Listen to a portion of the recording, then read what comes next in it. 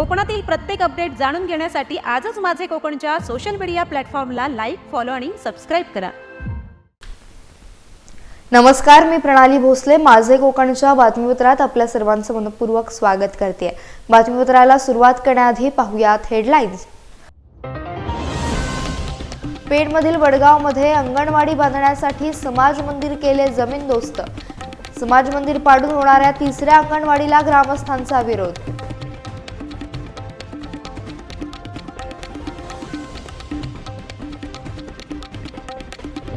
पेणमधील विक्रम मिनिडोर चालक मालक आक्रमक, ओला उबेरवर कारवाईची मागणी, अन्यथा आंदोलन करण्याचा इशारा।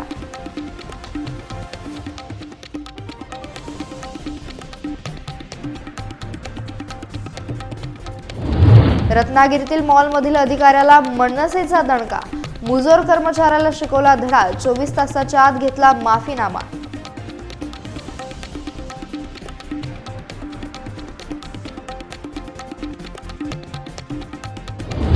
आणि घरफोडी करणारा सराईत गजाड, नवी मुंबई पोलिसांनी 60 लाखाचा मुद्देमाल केला हस्तगत।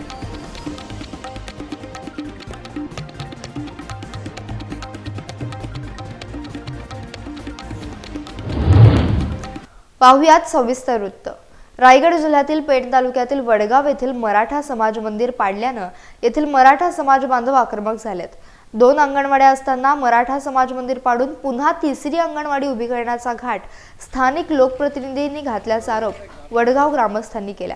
आपल्याला न्याय मिळावा यासाठी येथील मराठा समाज बांधवांनी तालुका जिल्हा स्तरावर संबंधित विभागाकडे पत्रव्यवहार केला, मात्र प्रशासनाचे दुर्लक्ष आणि अन्यायकारक धोरण मारक ठरत असल्याचं येथील ग्रामस्थ महिलांनी सांगितलं। मराठा समाज मंदिर पाडून तिथे अंगणवाडी तयार करण्यास कोणतीही परवानगी दिली नसल्याचे उपअभियंता पेण यांनी सांगितले, तर अंगणवाडी इमारतीच्या कामाचे बिल अदा करण्यात येऊ नये असे पत्र पेण पंचायत समितीच्या गटविकास अधिकारी लता मोहिते यांनी संबंधित प्रशासनाला दिलेत।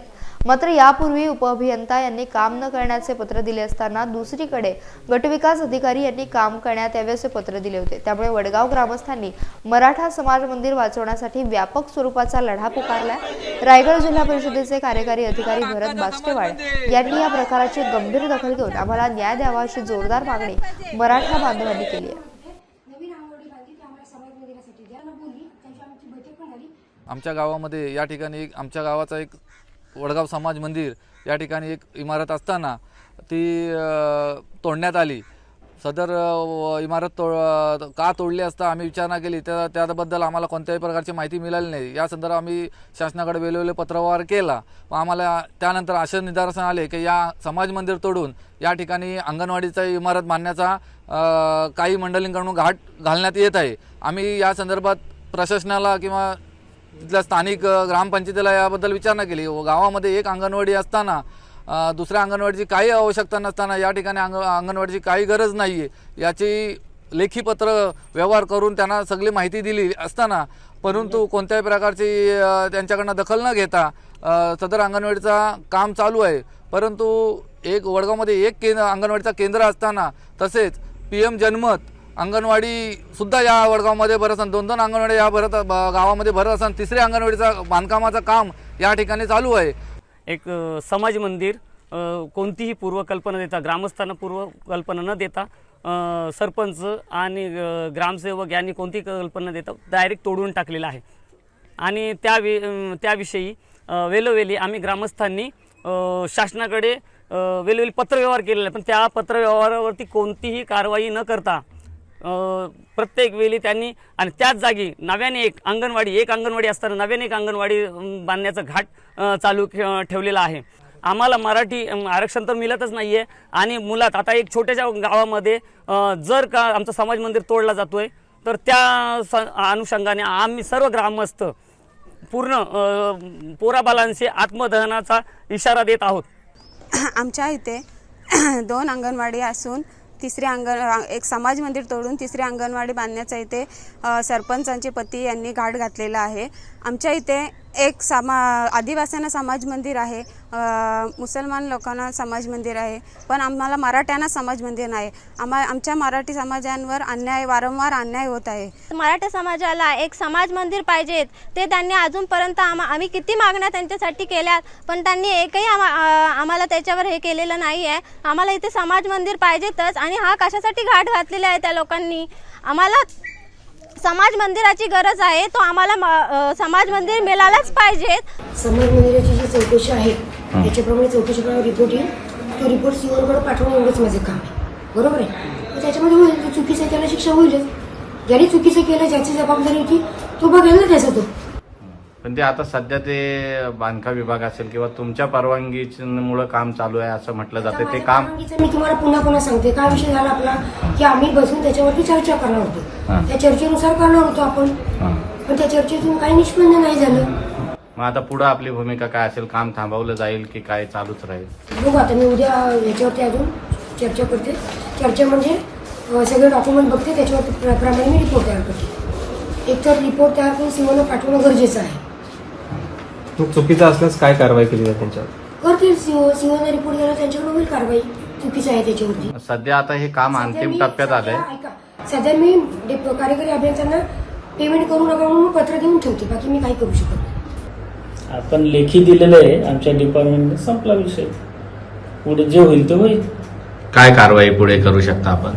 बघू ना आता, वरिष्ठ जसं सांगतील तसं. नाही, आपण पत्रक काढून सुद्धा 90% या इमारतीचं काम झालेलं आहे. आपल्या प्रशासकीय यंत्रणांनुसार त्यानंतर पाहणी करण्यात आली होती का? गेले होते का? नाही गेले का? नाही, अशी ही एक वेगळी घटना समोर येते. अशा इमारती प्रशासनानं पत्रक काढून सुद्धा सुरू राहते. याचा अर्थ कोणाचा वरदहस्त आहे का? तेवढी काय आयडिया नाही. रायगड जिल्ह्यातल्या पेणमध्ये ओला उबेर या वाहनांच्या वाढत्या अतिक्रमणामुळे रायगड जिल्ह्यातील परमिटधारक चालक तसेच विक्रम मिनीडोर चालक मालक आक्रमक झालेत. ओला उबेर या वाहनांवर कठोर कारवाई करण्याची मागणी रायगड जिल्हाध्यक्ष विजय पाटील यांनी केली आहे. कारवाई न झाल्यास 26 जानेवारी रोजी तीव्र आंदोलनाचा इशारा देखील त्यांनी दिला आहे.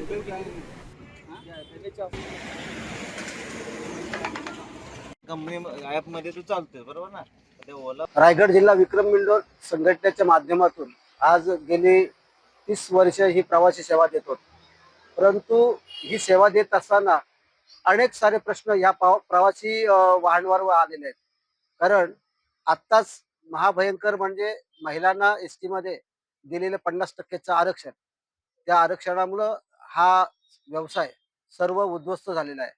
अशातच हे जे उबेरे आणि ओला जे परप्रांतीय जे हे आहेत लोक, ती इथे प्रवासी सेवा देण्याचा प्रयत्न करतात. ठीक आहे, आम्हाला मान्य आहे की त्यांनी मुंबईवरून आणल्यात, पुण्यावरून आणलात, तुम्ही इथे आणा, प्रवाशाला सेवा द्या. परंतु इथला व्यवसाय त्यांनी हिरावून घेऊ नये. इथले स्थानिक लोक, इथे टॅक्सी चालक अनेक रायगडमध्ये आहेत, त्यांचा स्थानिकांचा जो प्रश्न आहे, स्थानिकांचा जो व्यवसाय आहे, तो इथून पिकअप न करता त्यांनी एमटी जायचंय.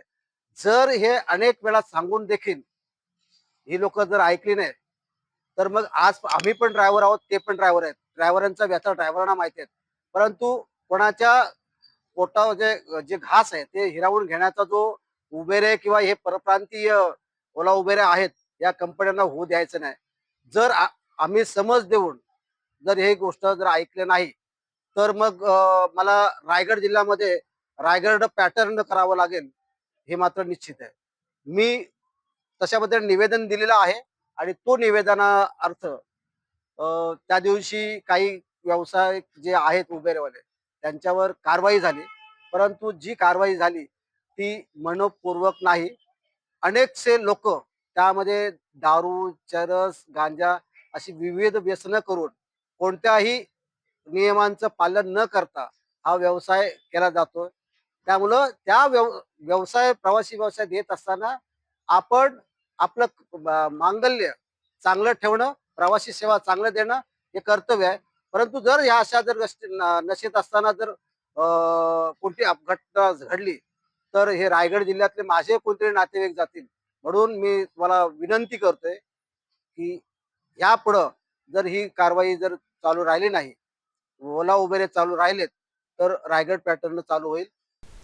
रत्नागिरी येथील एका मॉलमध्ये परप्रांतीय अधिकाऱ्याकडून रत्नागिरीतील एका मराठी ग्राहकाला अपमानास्पद वागणूक देण्यात आली. तसेच मनसे आणि इतर राजकीय पक्षांबद्दल आक्षेपार्ह शब्द वापरले. त्या अधिकाऱ्याला मनसेचे रत्नागिरी तालुका अध्यक्ष रुपेश जाधव आणि मनसे विद्यार्थी सेना जिल्हाध्यक्ष गुरुप्रसाद चव्हाण यांच्या नेतृत्वाखाली कार्यालयात जाऊन मनसे स्टाईलनं दणका देण्यात आला. त्यानंतर वटणीवर आलेल्या या अधिकाऱ्यानं माफी मागितली. शहरातील एका मॉलमधील परप्रांतीय अधिकाऱ्यानं मराठी ग्राहकाशी हुज्जत घातली. त्यांच्यातील वाद विकोपाला गेला.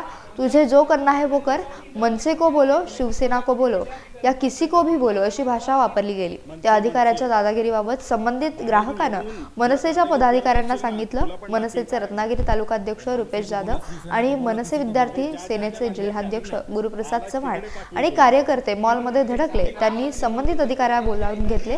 मनसे स्टाईलनं दणका दिला. तसेच वरिष्ठ अधिकाऱ्यांनी संबंधित मुजोर कर्मचाऱ्यावर 24 तासात कारवाई करून माफीनामा देण्याचं कबूल केलं.